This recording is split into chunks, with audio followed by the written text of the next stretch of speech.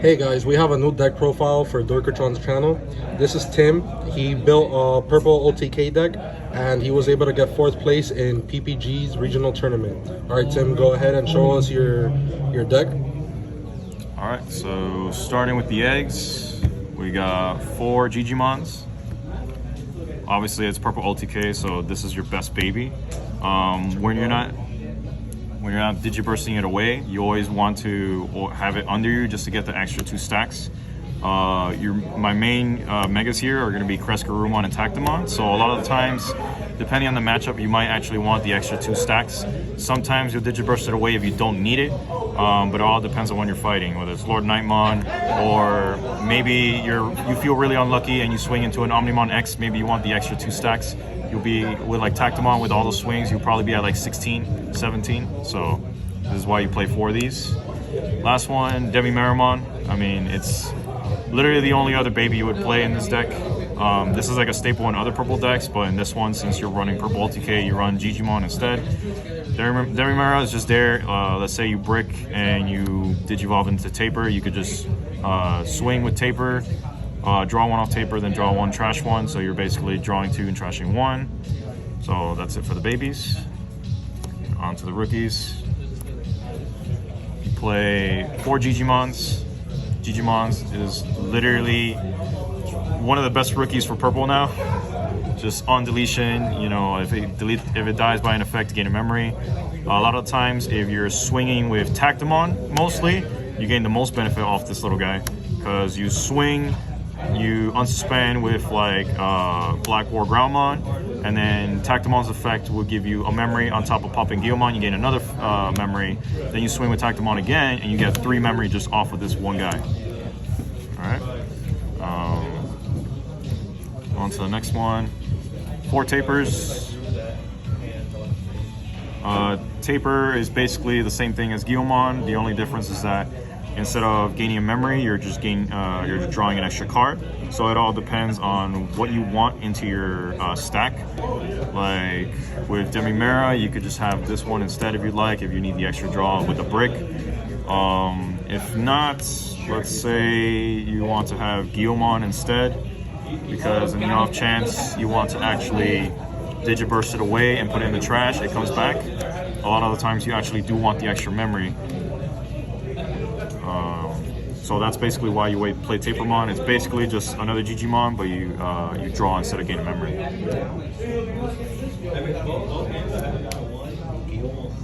Guillermo, sorry, not Digimon. Then there's 2 Labramons. I recently added these 2 only because in the off chance I do brick and I'm missing like a champion or something, I could just hard play this, draw 1, trash 1. It's basically just to filter out your deck, try and sort out to see what you're looking for, any of your champions, or maybe you have like a full line in your hand and you just need a mega. So that's basically why I play Labramon.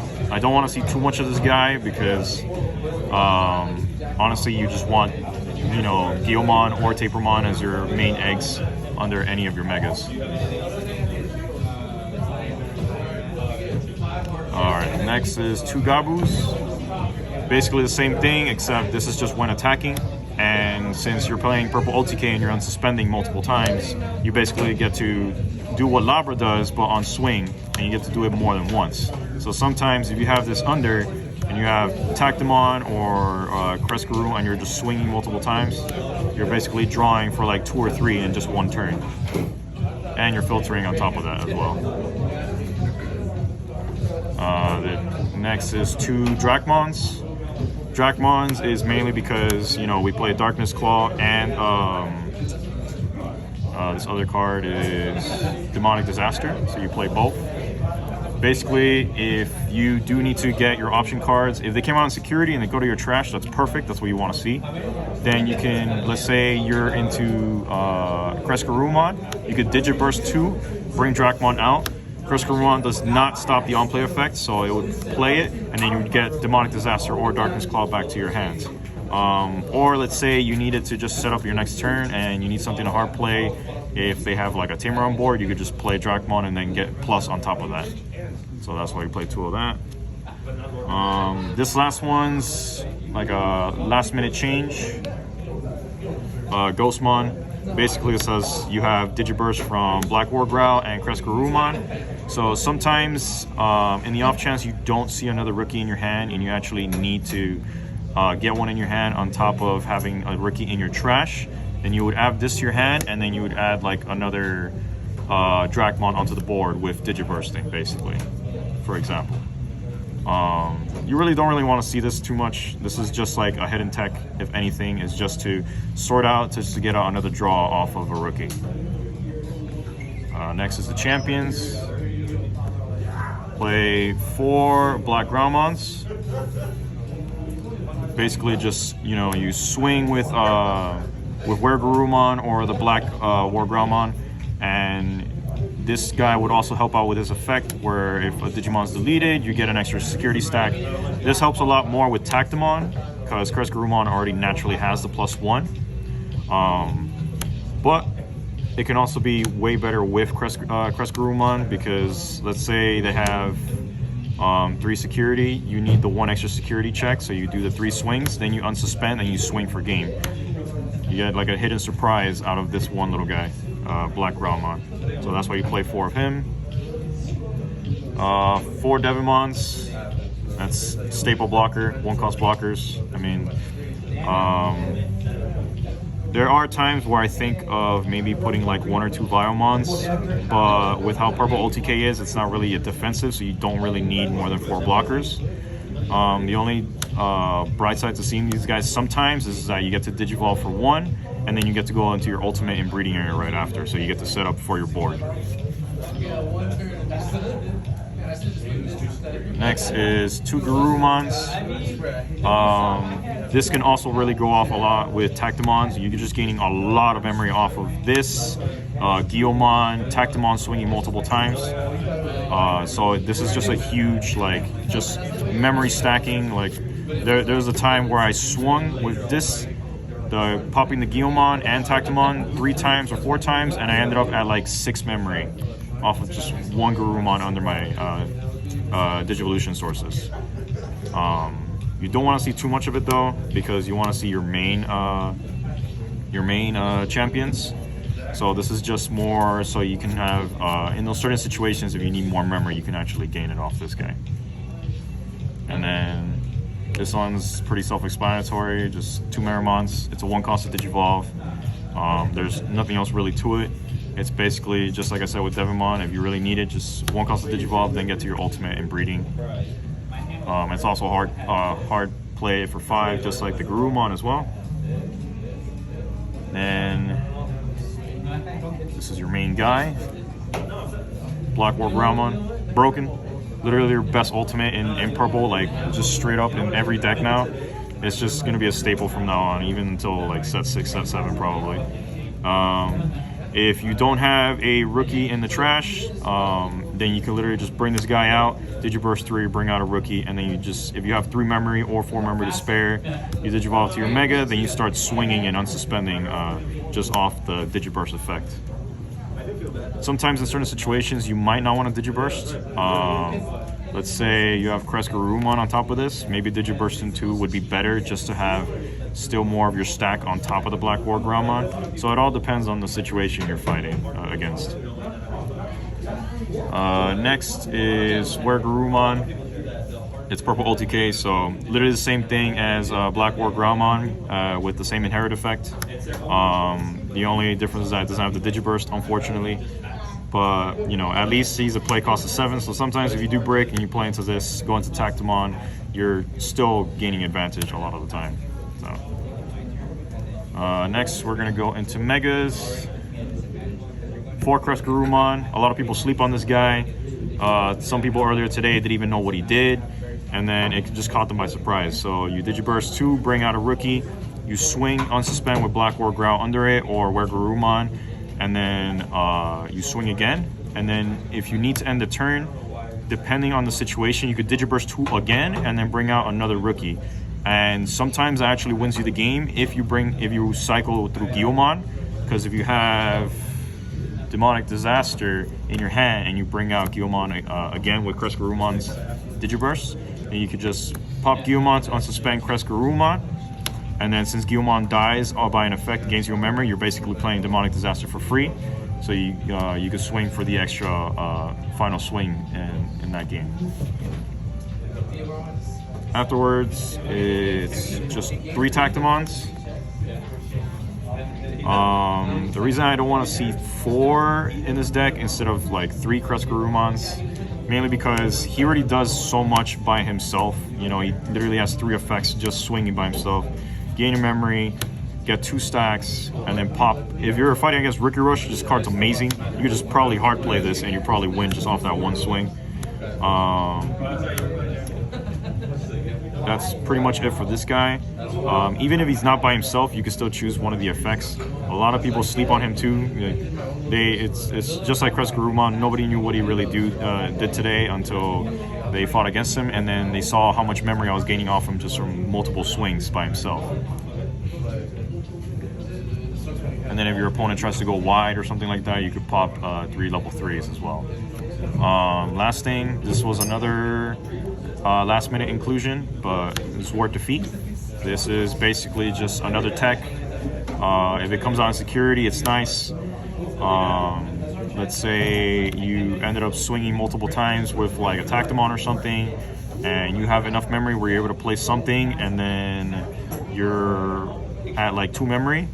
You could just Digivolve into Sword, put them at 1, and then pop their memory tamer right then and there. So this actually came out a few times today and actually won me a few games just off popping the tamer and starving them. So it's really nice to see. Sometimes it comes out in security, but that's just, you know, if it happens, it happens. Other than that, like a lot of times you don't want to see it. Like if it's in your starting hand, you do not want to see this card. But he's there as a tech, and that's the whole reason for him. 2 mats, you don't want to see more than 3, more than 2. If you were to play 3, you basically sometimes brick.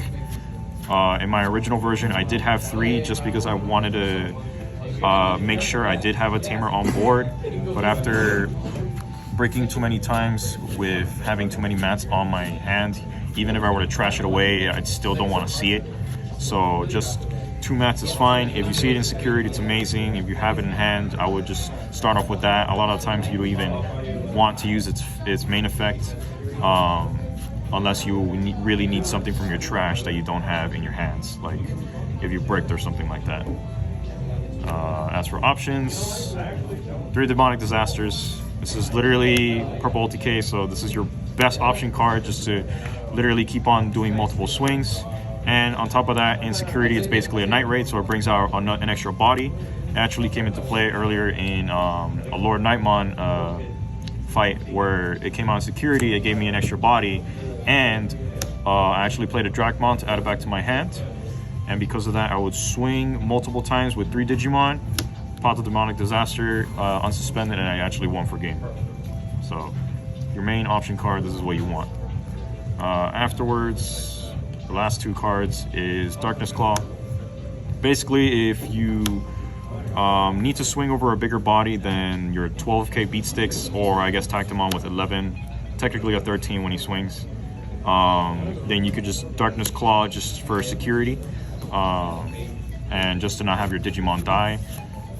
And the best thing is, this is basically Hammer Spark in security, so it did actually come out once in tourney today, where they thought they had game, and they actually swung into a Darkness Claw in the last security, and because of that, I was able to go into my turn and win the game off that.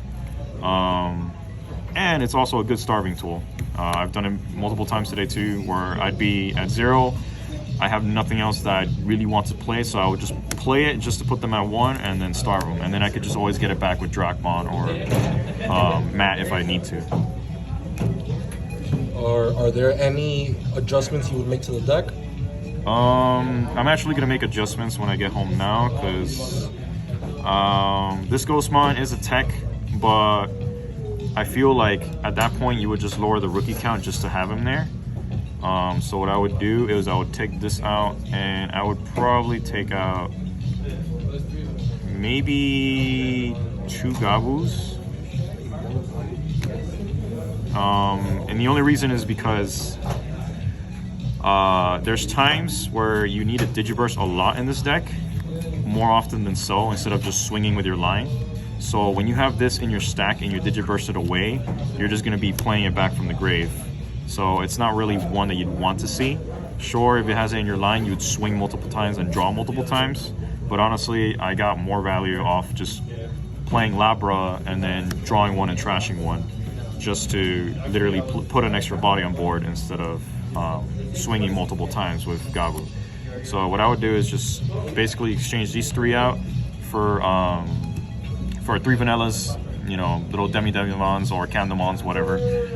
Because there were times where they did place me at 2, and I just needed exactly 3 memory, and if I have the 1-cost blocker in hand, I'd play it for 2, and then Digivolve for 1, and then I'd put that on 1. That's basically why I would run the vanillas.